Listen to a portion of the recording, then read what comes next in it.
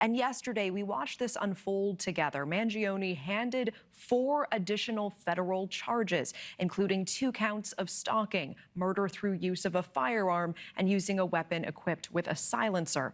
These new charges add on to his pre-existing state charges in both New York and Pennsylvania, where he will be tried for criminal possession of a forged instrument, falsely identifying himself to authorities, carrying a gun without a license, and more. If convicted for those federal charges, he could face life in prison, or the death penalty could be on the table. And joining us now is criminal defense attorney Brian Claypool. Brian, it is good to see you again, and I want to get your insight here because it sounded like even Mangione's lawyers were caught off guard by the federal charges coming down yesterday. How serious are these, and how strong is the case against him? Hey, Natasha, great to see you again, and Merry Christmas. Yeah, Mangione's lawyer, she came right out and said, hey, look, I wasn't expecting these federal charges. And this really does not happen that often, where you have state charges for murder and now you have federal charges for murder. Remember the last time I think this happened in a high profile case, remember Derek Chauvin, the police officer in the George Floyd case.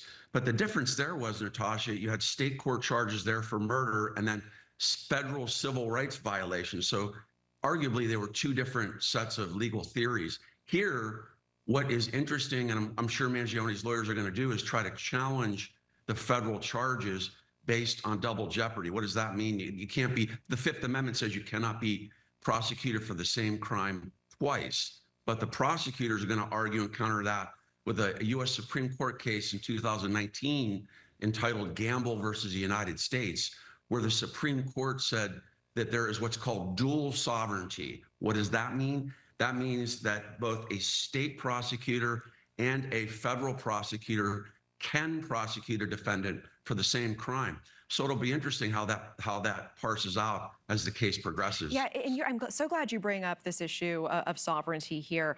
Is there any real issue in your mind trying someone on the same crime on both the federal and the state level at the same time? I mean, hasn't that been done before?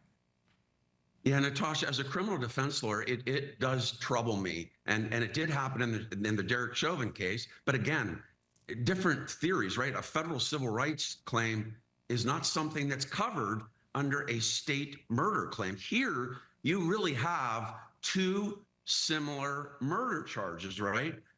Both in the state court and the federal court. That troubles me a little bit because to me, it violates the Fifth Amendment. I think the spirit of this dual sovereignty, in my opinion, is that, let's say, for example, the state prosecutor doesn't charge on a crime that he or she should have. That allows the federal government to come in and prosecute for that theory that wasn't covered by the state prosecutor. That's my belief. But look, it's a powerful case. And look, let's call it like it is. I think the feds came in to charge on that first count you mentioned, interstate stalking to commit murder. That carries the death penalty. So I think that's really what's going on here, that the feds wanted the death penalty. And quite frankly, I think they're making a mistake, though, by allowing, I read an article that they're allowing the state prosecution to go first. I think it should be the converse. I think if you want to get the stiffest penalty, which is the death penalty, then federal prosecutors should do their case first. If they get a guilty verdict, Natasha, and Mangione sentenced to death, then you don't need to do the state case at all because everything's been resolved. Yeah, in your opinion, from what you've seen, is this a strong death penalty case? I think it depends, Natasha. What do I mean by that? Because you have a mental health component here. And I think that would be persuasive to jurors to not give the death penalty. And by that, I mean, I would expect Mangione's lawyers to be arguing in this case what's called diminished capacity. What is that? That means that they're going to argue that Mangione had a mental health defect, that he had gone into a dark place because of his back injury, and that he had ghosted everybody for months, and he had this manifesto where he's going to, make sure it gets social retribution for how corrupt healthcare companies are.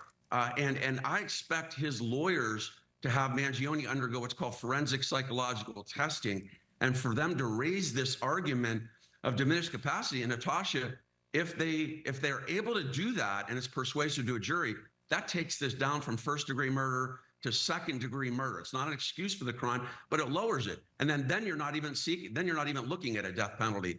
So I think it just depends on what defense Mangione's lawyers take. If they don't bring up the mental health issue, then I think this absolutely is a case for the death penalty. Yeah, and let me ask you, because are you surprised by some of the public support that the suspect has found, the money donated to his defense fund as well?